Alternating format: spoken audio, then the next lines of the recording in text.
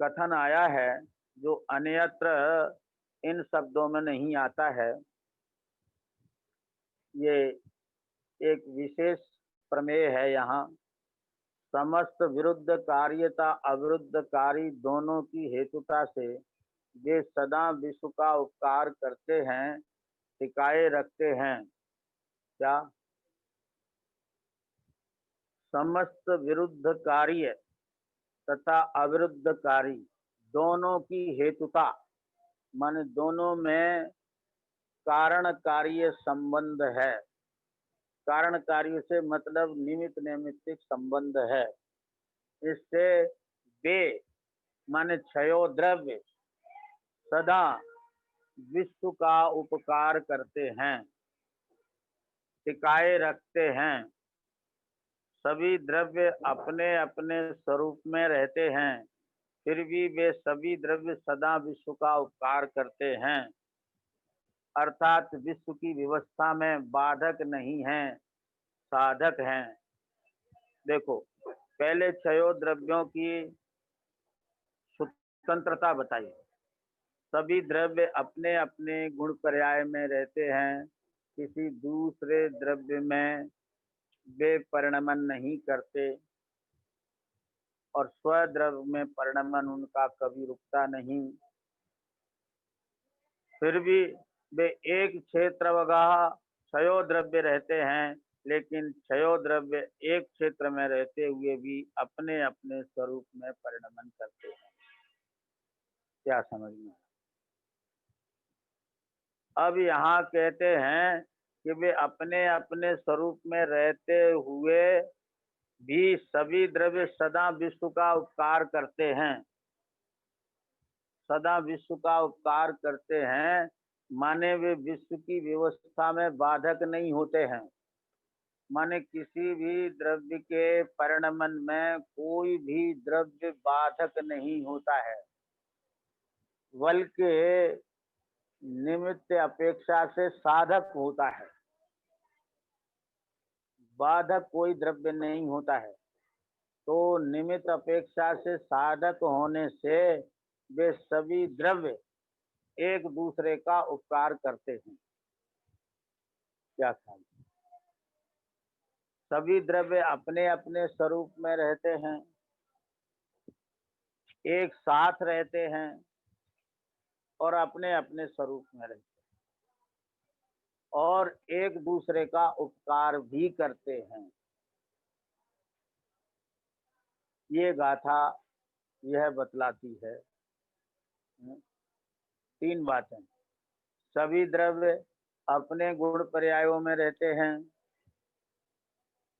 पर रूप कभी परिणमन नहीं करते, स्वरूप रूप परिणमन करते हैं, इसलिए वे शाश्वत हैं। और सभी द्रव्यों के साथ रहते हैं। क्या समझ में? एक सुई की नोक के बराबर लोकाकाश का एक क्षेत्र ऐसा नहीं है कि जहाँ 6 द्रव्य नहीं हो। सुई की नोक का उदाहरण हम आपको दे रहे हैं, लेकिन अगर एक प्रदेश को भी देखेंगे तो वहाँ 6 द्रव्य हैं।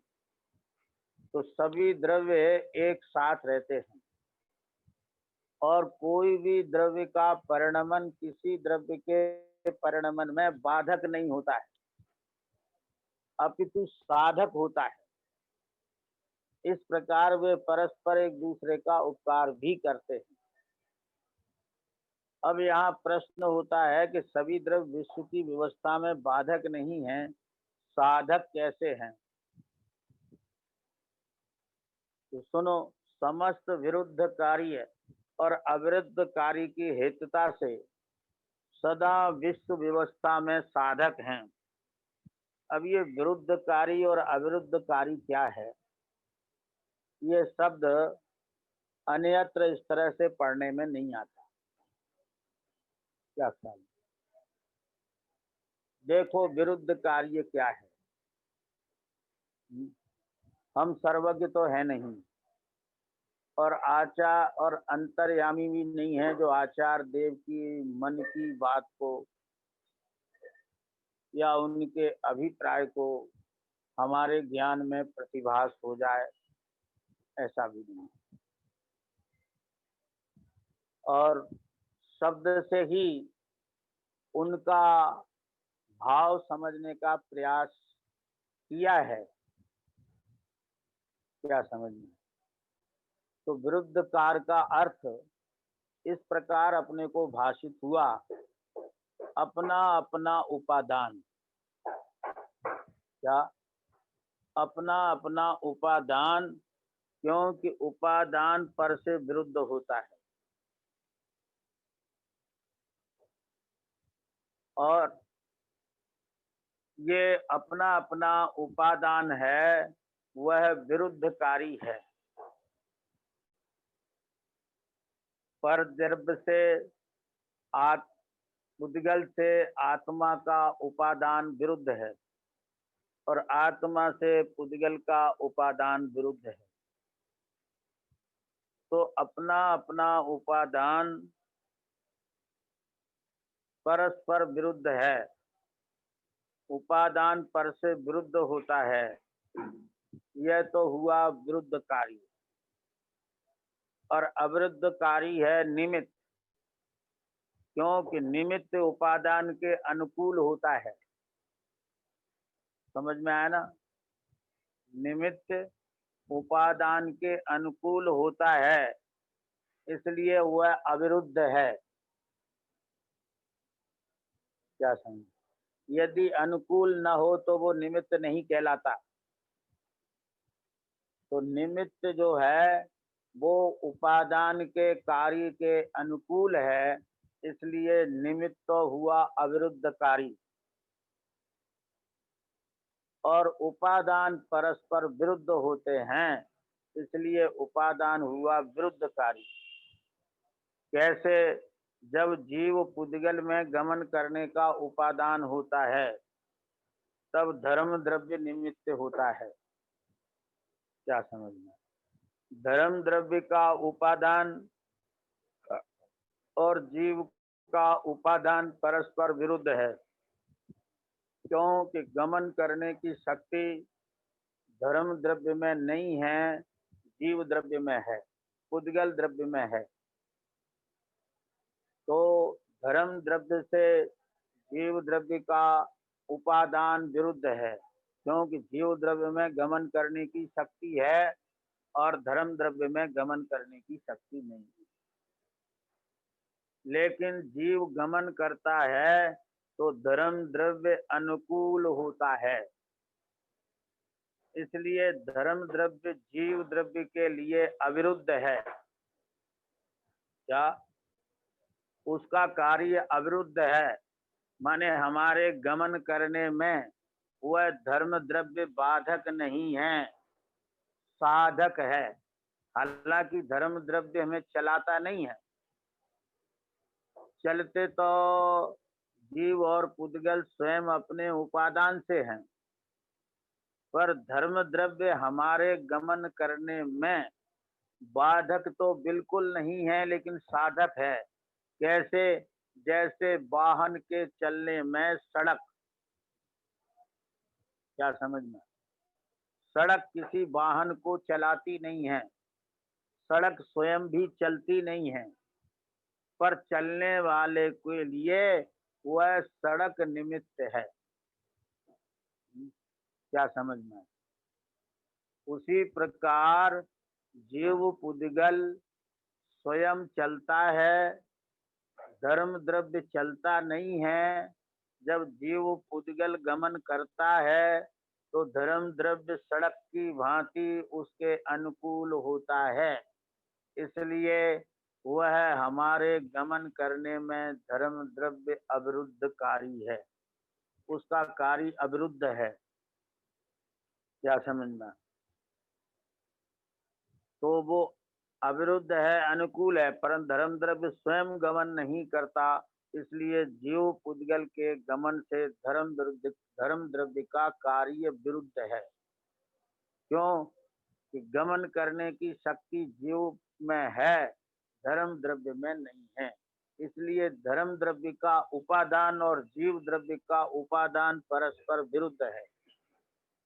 क्या समझ। लेकिन जब जीव द्रव्य गमन करता है तो धर्म द्रव्य उसके अनुकूल होता है, सहायक होता है, इसलिए धर्म द्रव्य अविरुद्ध है। इस प्रकार विरुद्ध अविरुद्ध कार से विश्व की व्यवस्था में सभी द्रव्य साधक हैं। क्या समझ में आया? सभी द्रव्य साधक हैं। जीव भाव करता है तो वैसा ही कर्म बंध को प्राप्त होता है। क्या समझ में? जीव जब विकार करता है तो कर्म उसका साथ देता है, और जब जीव अविकारी होता है तो कर्म साथ छोड़ के चला जाता है। क्या समझ में? तो कर्म का स्वभाव और जीव का स्वभाव परस्पर विरुद्ध है, उपादान विरुद्ध है। क्योंकि जो भाव जीव में होते हैं वो कर्म में नहीं होते, और जो कर्म में होते हैं वो जीव में नहीं होते, इसलिए उनका उपादान परस्पर विरुद्ध है। लेकिन जब जीव अपने भाव करता है तो पुद्गल कर्म का उदय अनुकूल होता है, निमित्त होता है, इसलिए वो अविरुद्धकारी है। हमारे विकारी भाव करने में वो कर्म का उदय हमारे अनुकूल है। क्या समझ में? तो इस प्रकार वह अविरुद्धकारी है। और जब पुद्गल कर्म का बंध होता है तो उसके बंध में जीव का भाव अविरुद्ध है, निमित्त है। जैसा भाव होता है उसी प्रकार का कर्म बंध होता है। तो इस प्रकार निमित्त की अपेक्षा से देखते हैं तो परस्पर अविरुद्ध हैं, और उपादान की अपेक्षा से देखते हैं तो परस्पर विरुद्धकारी हैं। निमित्त निमित्त की अपेक्षा परस्पर अविरुद्ध हैं और उपादान की अपेक्षा परस्पर विरुद्ध हैं। अब जीव पुद्गल का बताया आपको, जीव धर्म का बताया। अब अधर्म द्रव्य का। जीव जब गमन पूर्वक स्थित होता है तो अधर्म द्रव्य निमित्त होता है, माने अधर्म द्रव्य स्थित होने में अनुकूल होता है, इसलिए वो अविरुद्धकारी है। लेकिन गमन पूर्वक जीव पुद्गल स्थित होता है, अधर्म द्रव्य गमन पूर्वक स्थित नहीं होता है। क्या समझ में? तो इस प्रकार उन दोनों के उपादान विरुद्ध हैं, और निमित्त की अपेक्षा देखें तो वो अविरुद्ध हैं। इसी प्रकार आकाश, जीव पुद्गल आदि द्रव्य ठहरते हैं तो आकाश उसको अवगाहन देता है। क्या समझ? इसलिए हमारे वास में, हमारे निवास में आकाश द्रव्य बाधक नहीं साधक है, इसलिए वो अविरुद्धकारी है उसका। लेकिन उपादान परस्पर विरुद्ध है। आत्मा का उपादान विरुद्ध है, और आकाश के उपादान से और आकाश के उपादान से आत्मा का उपादान विरुद्ध है। क्या ख्याल में? आकाश आकाश में रहता है, जीव पुद्गल में आदि द्रव्यों में आकाश नहीं होता है, और जीव आदि द्रव्य अपने अपने में रहते हैं, आकाश में नहीं रहते, अपने स्वक्षेत्र में रहते। तो इस प्रकार उपादान दृष्टि से परस्पर विरुद्ध हैं और निमित्त दृष्टि से परस्पर अविरुद्ध हैं। इसी प्रकार काल द्रव्य, जब जीव आदि द्रव्य परिणमन करते हैं तो काल द्रव्य उसमें सहायक बनता है, अनुकूल बनता है, इसलिए वह हमारे परिणमन में अविरुद्ध वर्तता है। क्या? हमारे परिणमन में अविरुद्ध वर्तता है, लेकिन उपादान दृष्टि से देखें तो विरुद्ध हैं। जो परिणमन हमारे में है वो काल द्रव्य में नहीं है, और जो काल द्रव्य में परिणमन है वो हमारे में नहीं है। जीव पुद्गल धर्म धर्म आकाश काल। इस प्रकार क्षयो द्रव्य उपादान दृष्टि से परस्पर विरुद्ध हैं और निमित्त दृष्टि से परस्पर अविरुद्ध हैं। क्या था?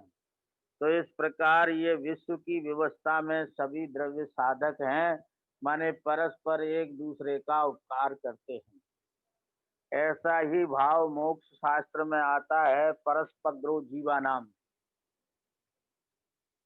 परस्पर सभी द्रव्य एक दूसरे का उपकार करते हैं। तो देखो इस गाथा में एक बात तो ये कही कि प्रत्येक द्रव्य, क्या समझना, प्रत्येक द्रव्य गम परिणमन करता है और वह अपने स्वरूप रूप परिणमन करता है, पर रूप परिणमन नहीं करता। और सभी द्रव्य एक ही क्षेत्र में रहते हैं। क्षयो द्रव्य एक ही क्षेत्र में रहते हुए भी वे एक दूसरे के उपकार में निमित्त हैं, एक दूसरे के कार्य में बाधक नहीं हैं। क्या समझ में? इसलिए वे निमित्त की अपेक्षा से अविरुद्ध हैं और उपादान की अपेक्षा से परस्पर विरुद्ध हैं। अब देखो यहाँ एक प्रश्न आता है कि एक समय की पर्याय में जो उत्पाद वह है वह विरुद्ध कार्य और गुणों का कायम रहना अविरुद्ध कार्य माने तो क्या दोष? किसी व्याख्याकार ने इस प्रकार का अर्थ किया है कि एक समय की पर्याय में जो उत्पाद वह है वह विरुद्धकारी है। क्यों? कि जिसका व्यय हुआ है उसका उत्पाद नहीं हुआ, और जिसका उत्पाद हुआ है उसका व्यय नहीं हुआ। तो इस प्रकार है उत्पाद व्यय को विरुद्धकारी ऐसा अर्थ किया और गुणों का कायम रहना ये अविरुद्धकारी है। इस प्रकार से किसी ने व्याख्या की है तो वह आपको स्वीकार नहीं है या उसमें कोई दोष आपको प्रतीत होता है तो बताएं। तो समाधान सुनो। पर्याय को तो कार्य कहते हैं, परंतु गुण को कार्य नहीं कहते। समझ में आया ना? यहाँ विरुद्धकारी और अविरुद्धकारी बात कार्य की है, तो कार्य तो पर्याय को कहते हैं, गुण को कार्य नहीं कहते। इसलिए गुण तो यहाँ कार्य न अविरुद्ध कार्य में आएगा न विरुद्ध कार्य में। इसलिए अविरुद्ध कार्य के अर्थ में गुण को ग्रहण करना ठीक नहीं है। यहाँ तो विरुद्ध अविरुद्ध कार्य की हेतुता, देखो हेतुता शब्द डाला है आचार्य देव ने स्वयं, और हेतुता से विश्व के उपकार की बात की है। माने केवल स्वद्रव्य की बात नहीं है। समझ में आया ना? कि एक तो विरुद्ध अविरुद्ध कार्य की हेतुता, माने विरुद्ध अविरुद्ध कार्य में कारणपना बनता है ये बता रहे हैं, और उस कारणपने से विश्व के उपकार होता है। जो मूल शब्द है ना उन्हें हम फिर दोहराते हैं कि समस्त विरुद्धकारी अविरुद्धकारी दोनों की हेतुता से वे सदा विश्व का उपकार करते हैं, विश्व की व्यवस्था को टिकाए रखते हैं। क्या समझ में? तो इसलिए एक द्रव्य की बात नहीं है, क्योंकि विश्व का उपकार एक द्रव्य में संभव नहीं है। इसलिए यहाँ जो हेतुता की बात है वह निमित्त कारण की बात है। तो यहाँ तो विरुद्ध अविरुद्ध कार्य की हेतुता से, अविरुद्ध कार्य की हेतुता ये निमित्त की और विरुद्ध कार्य की हेतुता ये उपादान की, इससे विश्व के उपकार की बात है। इसलिए पर्याय को विरुद्ध और गुण को अविरुद्ध कार्य कहना उचित प्रतीत नहीं होता है। क्या समझ, हमें उचित नहीं लगता है। इसलिए विरुद्ध कार्य उपादान और अविरुद्ध कार्य निमित्त दोनों की परस्पर हेतुता से विश्व व्यवस्था में सभी द्रव्य साधक होने पर भी कोई विसंवाद नहीं है। देखो, इनके बीच कोई विसंवाद नहीं है, सब अपना अपना कार्य करते हैं, दूसरे का कोई कार्य नहीं करता है। क्या समझ में? एक दूसरे रूप से कोई परिणमन नहीं करते। क्या समझ? सब अपने अपने स्वरूप में परिणमन करते हैं, ऐसी उनकी परस्पर विरुद्धता है। फिर भी परस्पर उनकी ऐसी अविरुद्धता है कि वे एक दूसरे के कार्य में निमित्त तो बनते हैं। क्या समझिए?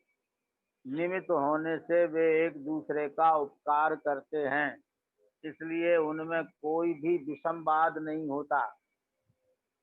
क्या समझ में? सभी द्रव्य एक साथ रहते हैं और मिलजुल कर नहीं रहते, अपने अपने में रहते हैं। फिर भी विश्व की व्यवस्था में वे एक दूसरे के उपकारी बनते हैं, पर एक दूसरे का कार्य नहीं करते। ऐसी स्वतंत्रता में भी कोई बाधा नहीं है। अगर एक दूसरे का कार्य करने लग जाएं तो फिर सारी वस्तु व्यवस्था खत्म हो जाएगी। फिर वह द्रव्य की स्वतंत्रता नहीं रहेगी, द्रव्य की संख्या नहीं रहेगी, क्योंकि वे एक दूसरे में मिल जाएंगे तो उनका अस्तित्व खत्म हो जाएगा।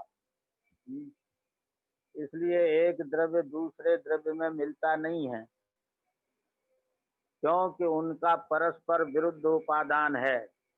इसलिए अपने अपने उपादान से ही परिणमते हैं, दूसरे के उपादान से परिणमित नहीं होते हैं। फिर भी एक दूसरे के कार्य में बाधक नहीं होते हैं, अनुकूल होते हैं। इसलिए वे परस्पर एक दूसरे का उपकार करते हैं। अब प्रश्न आता है, जब सर्व पदार्थों का भिन्न भिन्न एकत्व सिद्ध हो गया, फिर विसंवाद कैसे? समाधान: 6 प्रकार के द्रव्यों में धर्म अधर्म आकाश काल तो किसी द्रव्य से संबंध बनाते नहीं। क्या समझ? क्योंकि इस गाथा में विसंवाद की बात भी आई है ना। क्या ख्याल में आया? पहली लाइन में सुंदरता की बात की है और दूसरी लाइन में विसंवाद की बात की है। एकत्व निश्चय गत समय सर्वत्र सुंदर लोक में, ये तो द्रव्य के एकत्व, ये इसकी सुंदरता है। और फिर भी विसंवाद कैसा? उससे बने बंधन कथा जो विरोधनी एकत्व में। क्या समझ में? तो अब उस विसंवाद की बात करते हैं। प्रश्न ऐसा है कि सब पदार्थ भिन्न भिन्न उनका एकत्व सिद्ध हो गया, फिर विसंवाद कैसा? तो सुनो, पहले तो ये कहा कि विसंवाद नहीं है, क्योंकि वे एक दूसरे में बाधक नहीं है। लेकिन गाथा में कहा कि विसंवाद है। तो विसंवाद कैसा है? माने कलेश है। वो कैसा? कि 6 प्रकार के द्रव्यों में धर्म अधर्म आकाश काल तो किसी द्रव्य से संबंध बनाते नहीं। क्या समझ में? 6 द्रव्यों में से 4 द्रव्य तो ऐसे हैं जो किसी से संबंध रखते नहीं। धर्म अधर्म आकाश और काल तो किसी द्रव्य से संबंध बनाते नहीं, इसलिए वे तो अपने गुण पर्यायों के एकत्व से सुशोभित ही हैं। क्या समझ में? और पुद्गल अपने गुण पर्यायों में रहते हुए भी अन्य पुद्गल एवं जीव से उसके संबंध तो हैं। क्या? पुद्गल द्रव्य है, वो अपने गुण पर्यायों में रहता है, ये बात तो सही है। फिर भी वह एक पुद्गल दूसरे पुद्गल से उसका संबंध हो जाता है और पुद्गलों का जीव से भी संबंध हो जाता है। परंतु वे विषमवाद की आपत्ति नहीं है। उनमें संबंध हो जाने पर भी विषमवाद नहीं है। क्यों नहीं है? कि उनमें सुख दुख रूप परिणमन की योग्यता नहीं होने से उसको आपत्ति दुख नहीं है। क्या समझना है? वो पुद्गल द्रव्य दूसरे पुद्गलों से उसके संबंध हो जाते हैं, वो बनाते नहीं है। एक बात तो ये है।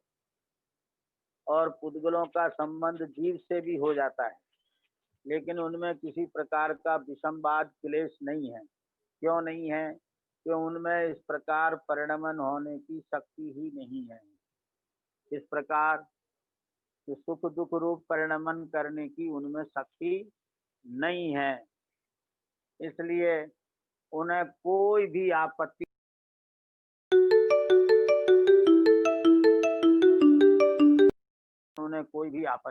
नहीं है पुद्गलों।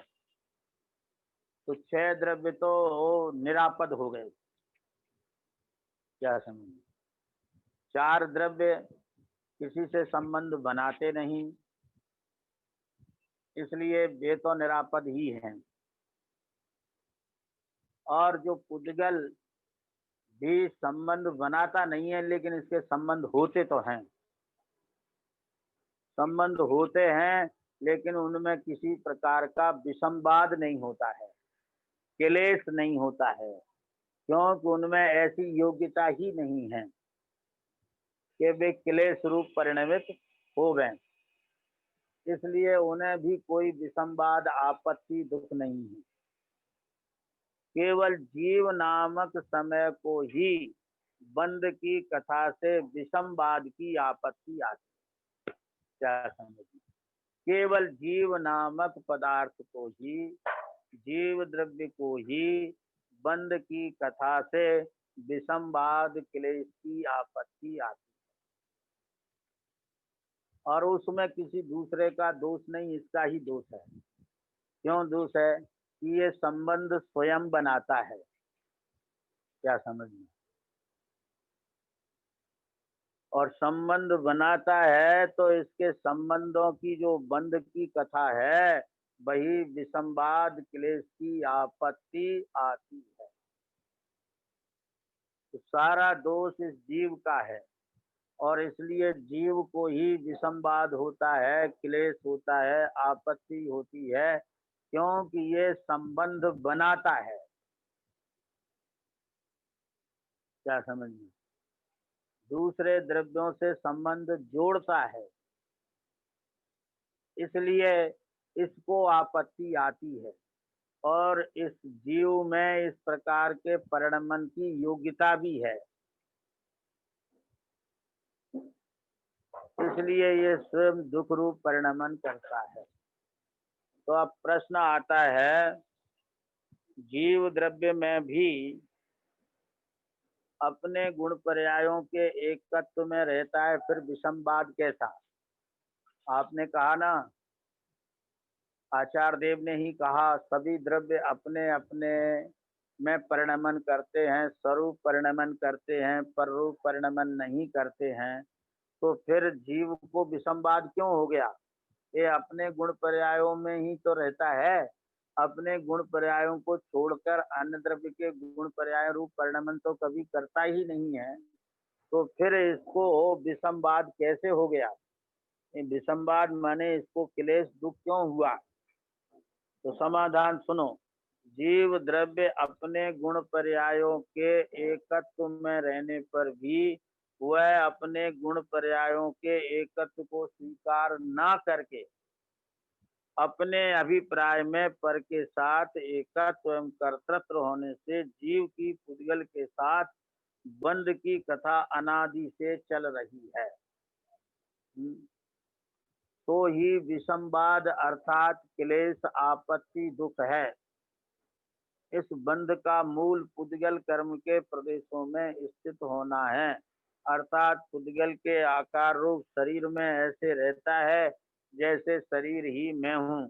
तो ही पर समय अर्थात बहिरात्मा है। इस प्रकार पर समय पने से ही बंध की कथा रूप दुविधपना आता है। क्या समझना? फिर से समाधान। जीव द्रव्य अपने गुण पर्यायों के एकत्व में रहने पर भी, अपने गुण पर्यायों के एकत्व में रहता है, ये 100% सत्य है। फिर भी वह अपने गुण पर्यायों के एकत्व को स्वीकार नहीं करता। सारी आपत्ति इस बात की है। रहता अपने गुण पर्यायों में है, पर यह बात स्वीकार नहीं करता कि मैं अपने ही गुण पर्यायों में रहता हूँ। अपने अभिप्राय में पर के साथ एकत्व करता है, अभिप्राय में एकत्व करता है, वस्तुगत एकत्व नहीं होता है। और कर्तृत्व, कर्तापने का अभिप्राय रखता है कि मैं अमुक वस्तु का अमुक परिणमन कराता हूँ।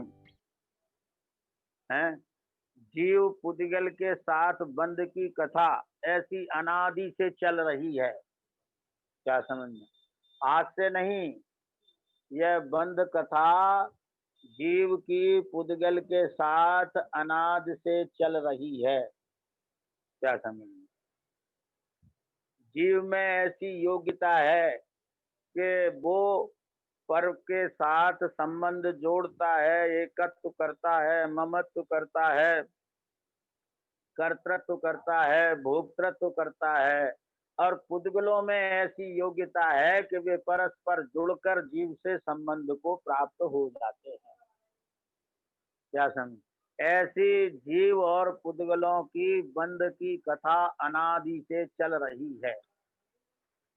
बस यही विषमवाद अर्थात क्लेश आपत्ति दुख है कि इसकी बंधन कथा अनादि से चल रही है। यही विषमवाद है, यही क्लेश है, यही आपत्ति है, यही दुख है। इस बंध का मूल क्या है कि पुद्गल कर्म के प्रदेशों में स्थित होना, अर्थात पुद्गल के आकार रूप शरीर में ऐसे रहता है जैसे यह मैं ही हूँ। क्या समझ में? ये आंख मैं ही हूँ, मैं ही देखता हूँ आंख से। ये कान मेरे ही हैं, मेरे ही नहीं, मैं ही हूँ। ये हाथ पैर मैं ही हूँ। इस प्रकार से ऐसी उसकी एकत्व बुद्धि है, तो ही पर समय है, अर्थात बहिरात्मा है। इसी प्रकार एकत्व की तरह ही कर्ता बुद्धि समझना और ममत्व बुद्धि और भोक्ता बुद्धि इसी प्रकार से समझना। तो इस प्रकार पर समय अर्थात बहिरात्मा, इस प्रकार पर समय से पने से ही बंध की कथा रूप दुविधपना आता है। ये पर समय में दुविधपना है, वस्तुगत दुविधपना नहीं है, लेकिन उसके अभिप्राय से ये दुविधपना है। बस इसी का नाम पर समय है। वास्तव में समय के स्वरूप में दुविधता नहीं है। क्या? समय के स्वरूप में दुविधता नहीं है, क्योंकि प्रत्येक द्रव्य अपने अपने गुण धर्म प्रदेश परिणामों में ही रहता है। होने से द्रव्य का एकत्व सिद्ध हो जाता है। इस प्रकार गुण पर्यायों के एकत्व का ज्ञान श्रद्धान आचरण रूप स्व समय ही सुंदर है। क्या? कि प्रत्येक द्रव्य अपने अपने गुण धर्म प्रदेश परिणामों में ही रहता है। होने से द्रव्य का एकत्व सिद्ध होता है। ये एकत्व सिद्ध होता है, ये तो वस्तुगत स्वरूप है। इस प्रकार उन गुण पर्यायों के एकत्व का ज्ञान होना, श्रद्धान होना, आचरण होना, इसका नाम ही स्व समयपना है। यही सुंदर है। स्व समयपना सुंदर है और पर समयपना ही विषमवाद है, दुविधता है। क्या समझ में? तो पहली गाथा में समय पाहुड़ का मंगलाचरण किया और समय पाहुड़ कहने की प्रतिज्ञा की। दूसरी गाथा में वो समय दो प्रकार का बताया। एक अपने एकत्व में रहता है वह स्व समय है, वह सुंदर है, स्वाधीन है, सुख है। क्या समझ में? और दूसरा पर समय पना, जो आत्मा और पुद्गलों के साथ बंधन की कथा जिसकी अनादि से चल रही है, वही पर समय का दुविधपना, विषमवाद है, क्लेश है। क्या समझ में? उसका समय का स्वरूप बताकर तीसरी गाथा में इस बात का खुलासा किया। अब भावार्थ में पंडित जयचंद जी छाबड़ा में कहा है क्या, निश्चय से सर्व पदार्थ अपने अपने स्वभाव में स्थित रहते हुए भी शोभा पाते हैं, परंतु जीव नामक पदार्थ की अनादि काल से पुद्गल कर्म के साथ निमित्त रूप बंध अवस्था है। इससे इस जीव में विषमवाद खड़ा होता है, इसलिए वह शोभा को प्राप्त नहीं होता है। इसलिए वास्तव में विचार किया जाए तो एकत्व ही सुंदर है, उससे यह जीव शोभा को प्राप्त होता है। क्या समझना है? तो पर समय वह विषमवाद है और स्व समय वह आत्मा की सुंदरता है, उपादेय है। पर समय अर्थात पर के साथ बंध की कथा अशोभनीय है। क्या समझना? और अपने एकत्व को स्वीकार करना, ज्ञान दर्शन आचरण रूप होना, यही वास्तव में स्वसमय है, ये उपादेय है। गाथा का संक्षिप्त सार जानने के लिए उपर्युक्त भावार्थ भी आपको सुनाया है। अब यहाँ इस गाथा के आधार पर लिखा गया जो छंद है वो पढ़ते हैं। नहीं परण में भाव सुभासु, ज्ञायक भाव पहचान रे, पर्यायों को पी कर बैठा आत्म द्रव्य महान रे। धर्माधर्म का शेर पुद्गल काल, जीव सट द्रव्य सभी, अंतर मगन रहे सब निज में, एक दूजे रूप न होए कभी। कारण कार्य भाव धर कर ही, करते सदा विश्व उपकार, एकत्व भाव ही सबसे सुंदर, अरबंद भाव ही करे विकार। एक क्षेत्र अवगाही पर, नाही आदान प्रदान विधान रे, पर्यायों को पी कर बैठा आत्म द्रव्यमान रे। समय हो गया है, लेकिन इसमें यहाँ जो नीचे द्रव्य की व्याख्याएं शास्त्र में अनेक प्रकार से हैं, उनमें से यहाँ कुछ देते हैं जिनका आप अध्ययन और चिंतन करें। हम तो मात्र कभी केवल यहाँ इनको पढ़ के सुनाते हैं। जैन सिद्धांत प्रवेशिका में लिखा है गुणों के समूह को द्रव्य कहते हैं। और समयसार गाथा 2 की आत्मख्याति में जीव अनंत धर्मों में रहने वाला जो एक धर्मी पना है, उसके कारण जिसमें द्रव्यत्व प्रकट है, ऐसा है क्योंकि अनंत धर्मों की एकता द्रव्यत्व है। तीसरा कथन है प्रवचन सार का कि प्रदेशों की समग्रता अखंडता ही द्रव्य है। चौथा है त्रिकालवर्ती पर्यायों का अभिन्न संबंध रूप समुदाय, उसे द्रव्य कहते हैं। ऐसा आप्त मीमांसा और धवल में आया है। देखो ये 4 परिभाषा में, पहली परिभाषा में गुणों के समूह को द्रव्य कहा, दूसरी परिभाषा में धर्मों के समूह को धर्मी कहा द्रव्य, और तीसरी परिभाषा में प्रदेशों की समग्रता को द्रव्य कहा, और चौथी परिभाषा में पर्यायों के समूह को द्रव्य कहा। देखो ये 4 परिभाषाएं आपके सामने हैं, गुण धर्म प्रदेश परिणाम। क्या कभी गुणों की अपेक्षा से द्रव्य का वर्णन करते हैं, कभी धर्म की अपेक्षा से वर्णन करते हैं, कभी प्रदेशों की अपेक्षा से, कभी पर्यायों की अपेक्षा से। तो जिस प्रकार गुणों का समूह द्रव्य है, उसी प्रकार धर्मों का समूह द्रव्य है, उसी प्रकार प्रदेशों का समूह द्रव्य और उसी प्रकार पर्यायों का समूह द्रव्य है। कभी गुण और पर्याय के लिए अलग अर्थ द्रव्य का नहीं लगाना चाहिए। अब आगे गुण पर्याय दोनों को एक साथ लेकर बात कह रहे हैं और ये कथन भी समयसार परिशिष्ट का है। सहभूत साथ ही प्रवर्तमान गुण और क्रम से प्रवर्तमान पर्याय अनंत चैतन्य अंशों के समुदाय रूप अविभाग द्रव्य के द्वारा एकत्व है। अब आता है प्रश्न, द्रव्य की व्याख्याएं अनेक प्रकार की हैं, द्रव्य अनेक प्रकार के हैं, स्पष्ट करो। उत्तर, द्रव्य अनेक प्रकार के नहीं हैं, एक ही द्रव्य के अनेक रूप हैं, इसलिए द्रव्य की व्याख्याएं अनेक प्रकार से हैं, परंतु द्रव्य अपने एकत्व अभेदत्व लक्षण को नहीं छोड़ता है। गुणों का एकत्व अभेदत्व द्रव्य है, धर्मों का एकत्व अभेदत्व द्रव्य है, प्रदेशों का एकत्व अभेदत्व द्रव्य है, पर्यायों का एकत्व अभेदत्व द्रव्य है। आगे प्रश्न आता है, द्रव्य की व्याख्याएं अनेक प्रकार की होने पर भी द्रव्य का लक्षण एकत्व अभेदत्व कैसे?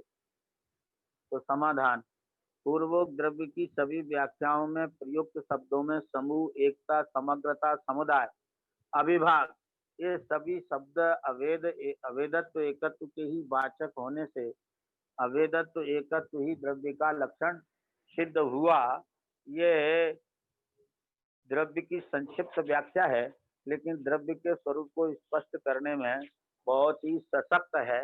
अगर आपको नहीं बैठ पाई हो तो आप इसका बार बार इसका पठन करें, मनन करें, चिंतन करें, तो आपके ज्ञान में द्रव्य का स्वरूप भली प्रकार स्पष्ट हो जाएगा। जब तक द्रव्य का स्वरूप स्पष्ट नहीं होगा तब तक जैन सिद्धांत समझ में आना असंभव है। इसलिए द्रव्य के स्वरूप को भली प्रकार समझ लेना अत्यंत आवश्यक है। इस प्रकार यहाँ अब तीसरी गाथा की व्याख्या विराम लेती है। सभी जीव अपनी अपनी स्वतंत्रता को समझकर, अपने स्वरूप का परिणमन समझकर अपने स्वरूप सन्मुख परिणमन करें, इसी भावना के साथ आज यह वक्तव्य विराम लेता है।